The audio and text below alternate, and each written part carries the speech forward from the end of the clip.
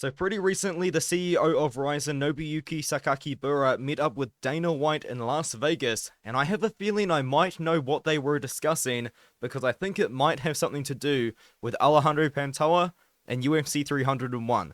I know they might be two pretty odd pieces to put together, but I do think that I might have made a little bit of a puzzle, so just stay with me here for a second, as I do have what I think could be a pretty sound theory. This is the tweet from Nobuyuki, the CEO of RIZIN, when he met up with the Dana White, the CEO of the UFC. He said, "Even though it rained all day, which is very rare in the desert area of Las Vegas, I went to the UFC headquarters and played MTG with Dana. What we talked about is a secret. No offense, hashtag RIZIN with the RIZIN logo." And you open it up, and there he is, Nobuyuki, hanging out with Dana White. They've obviously talked about something, and Dana White is very happy. I think it has something to do with Pantoja, and I think it has something to do with the current RIZIN flyweight champion, Kyoji Haruguchi. Kyoji Haruguchi is a former UFC fighter who fought Demetrius Johnson back in the day around 2015. He then went on a run with Bellator, but now I believe he is currently signed with RIZIN right now. Haruguchi has made it relatively public that he actually wants to make a return to the UFC, and I think now could be a very, very good time for that. And what better time could it be than on a relatively big pay-per-view in Brazil, where Alejandro Pantoja has stated that he really wants to fight because Rio de Janeiro is his home city, and it seems like maybe or maybe not Alex Pereira will be ready for this card. I know that Alex Pereira is headlining UFC 300, but a recent YouTube video of him stated that he wants to defend at 300 and then return 3 weeks later and defend at 301. But if they can't do that, they're going to need some sort of big main event. Now, do I think that Alejandro Pantoja himself is a big enough fighter to headline a pay-per-view card? To be honest with you, I don't think so, which is why I think there's a good chance they might do Pantoja versus Moreno again. But I wanted to talk about why I think that this could be potentially an even better idea. I look right now at the UFC rankings. In the flyweight rankings, you've got Pantoja sitting up there as the champion, just defeated Brandon Moreno to win the belt, defended against Brandon Royval, and now, who is the clear number one contender for him next? It could be Emir Albazi, but he just pulled out of his fight against Moreno on short notice, and his win over Kai Kara France is relatively controversial. Matheus Nicolau is coming off a win right now, but I don't think he's done enough because he did recently lose to Royval. And then Manuel Carp. You can't give Manuel Carp a title fight off a win over Felipe dos Santos, and it's a massive shame he had to fall out of his fight against Nicolau, because I think that Carp, if he beat Nicolau, would have... Wait, is Nicolau coming off a win? I don't think he is, now that I think about it. But anyway, the point is, I think if Manuel Carp beat Matheus Nicolau, then I think he would have been guaranteed the next title shot over Brandon Moreno.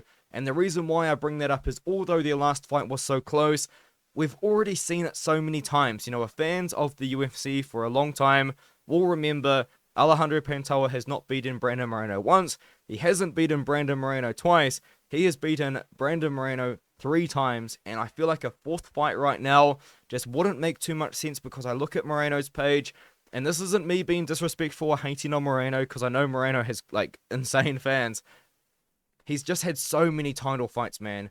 Fought Figueiredo 1, 2, 3, 4, 5, 6 title fights in a row, even with losses to Figueiredo at some point. I just don't really want to see Moreno get in the title picture again. I feel like he's got to win a fight against Royval and then maybe win a fight against someone else, maybe against Carp or Albazi. I feel like for Pantoja, we need a fresh matchup, and there's no fresher matchup than bringing someone in that's not even in the UFC. And another thing that you might think as well is, like, you know, why would you have a Japanese fighter headline a card in Brazil? That doesn't really make that much sense. It kind of does in a way, because there is actually a lot of Japanese people that live in Brazil. I believe over 1.5 million Japanese people, or people with Japanese heritage, live in Brazil. That's why there are quite a few people that are Brazilian and Japanese. You might notice that there are quite a few MMA fighters that are Japanese Brazilian or Brazilian Japanese.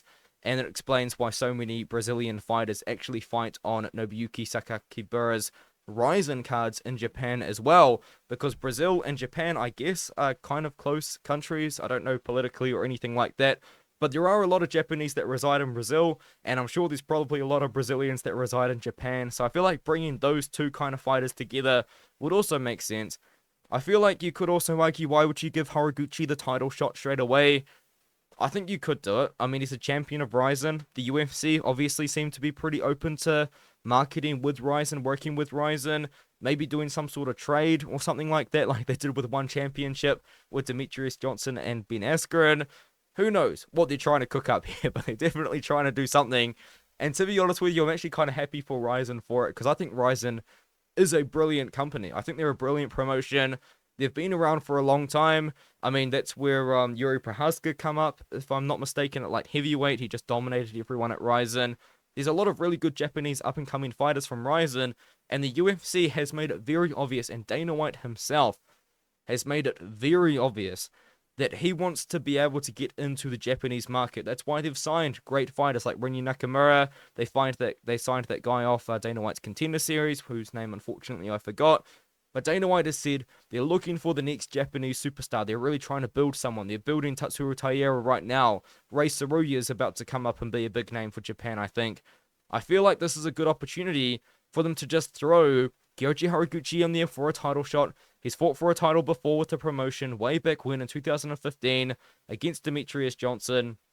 And, yeah, the very end of the fight, you know, Kyoji Haruguchi when he was 24 years old, that could be a storyline as well. He's coming back after 9 years. He's even got a win over Manel Cup, so you could use that to hold over Manel Cup too. Kyoji Haruguchi, he's the real deal. Alejandro Pantoja, I'm pretty high on Alejandro Pantoja.